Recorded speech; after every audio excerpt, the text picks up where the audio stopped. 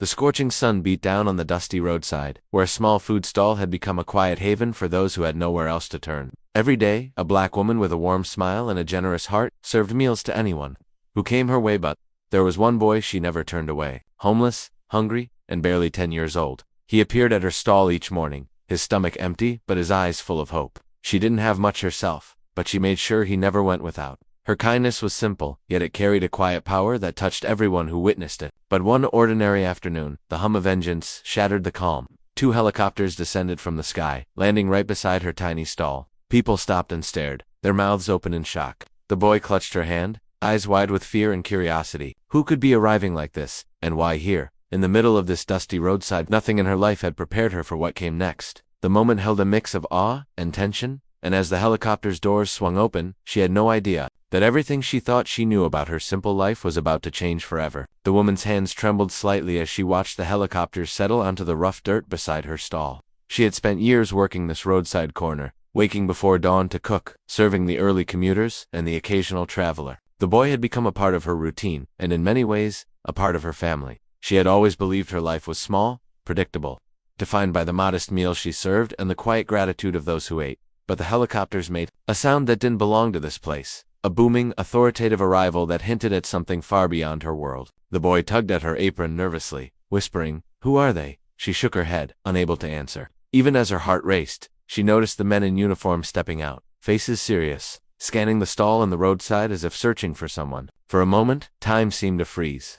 Customers froze too, unsure if they should run or stay. The smell of fried food mingled with the sharp scent of aviation fuel, and the woman felt a strange pull in her chest, a mix of fear and curiosity. She had no idea why these helicopters had come, or how her small act of kindness might have drawn attention from worlds she had never imagined. The boy squeezed her hand tighter, sensing that life as they knew it was about to change. The men in uniform approached slowly, their boots crunching against the gravel, eyes fixed on the woman and the boy. She stepped back instinctively, shielding the boy with her body. Questions raced through her mind. Why here? Why her? She had never done anything extraordinary, at least nothing that would warrant such attention. Yet as she looked at the helicopters, now idle but imposing, a part of her wondered if her small acts of kindness had somehow reached someone powerful, someone who noticed the quiet goodness she had shown to the boy every day. The boy's gaze flicked between her and the men, his small frame tense. He had always sensed danger in subtle ways, the way people sometimes whispered, the way strangers' eyes lingered too long. Now, that instinct screamed inside him. She knelt to meet his eyes, whispering, "Stay close to me, no matter what." From the other side of the roadside, a few onlookers had gathered, murmuring among themselves. Some were curious, others fearful, but all could feel the weight of the moment. One man in a sharp suit climbed down from one of the helicopters, a folder in his hand, and paused, as if measuring her. The woman's heart pounded. She had no idea whether he was friend or foe, or what kind of chain of events had brought the boy into a storm that neither of them could yet see coming. Every heartbeat stretched the tension tighter. She realized that this encounter might change everything, not just for her and the boy, but for the entire quiet world she had built around her roadside stall. The man in the suit finally stepped closer, his eyes sharp and calculating. "Are you the woman who feeds the boy every day?" His voice was calm, but there was an intensity in it that made her stomach twist. She nodded slowly, unsure whether to trust him or brace for the worst. The boy clung to her side, hiding slightly behind her legs, but his wide eyes followed every move, catching the tension radiating from the strangers. Behind the helicopters, more figures emerged, some carrying equipment she didn't recognize, others scanning the surroundings with devices that made her uneasy. The ordinary roadside had transformed into a stage for something she could not comprehend. Her customers had mostly retreated, leaving only a few stunned faces watching as the air seemed to thrum with anticipation. The man opened his folder and pulled out photographs, some of the boy, some of her stall, and some that made her blood run cold. Images that suggested someone had been watching them for a long time. "You don't understand yet," he said, lowering his voice so only she could hear, "but what you've done.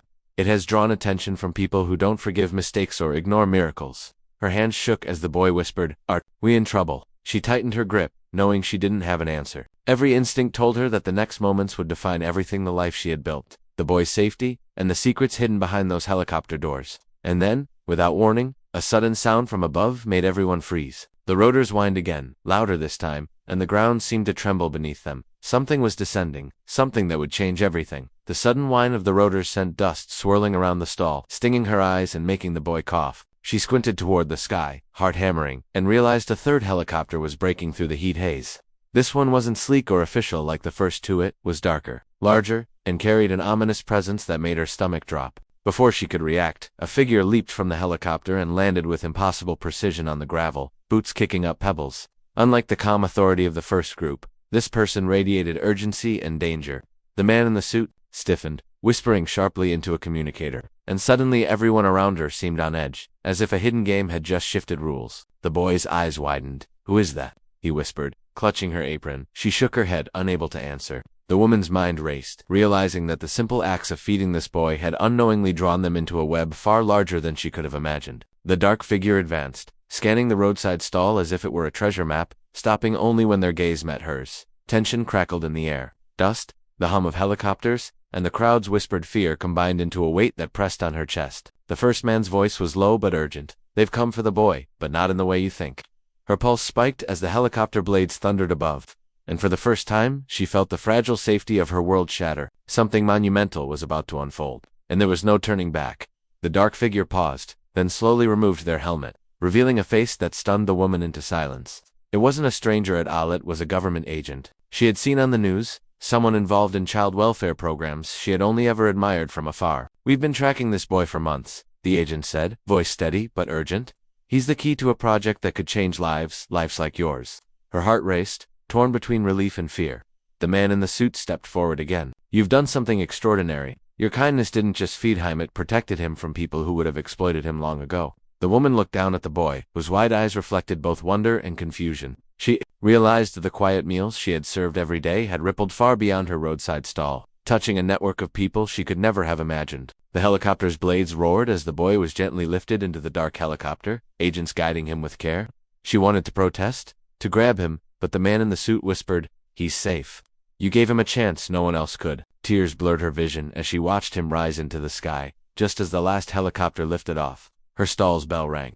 Turning, she saw another figure standing there, a familiar face, smiling, holding a small envelope. Inside was a letter, with just 3 words. Asterisk, "Your story isn't over." Her hands shook, realizing that while one chapter had closed, a new, even bigger adventure was waiting, one she could never have predicted. The dust settled, leaving the roadside stall quiet once more. The helicopters were gone, and the boy had vanished into a world she had never imagined, safe in the hands of people who recognized his potential. She stood for a moment, letting the weight of everything sink in, the fear, the tension, the sudden whirlwind that had turned her ordinary life upside down. The small meals she had served each day, the simple act of kindness she had never considered remarkable, had made a difference far greater than she could have ever imagined. The envelope still rested in her hands.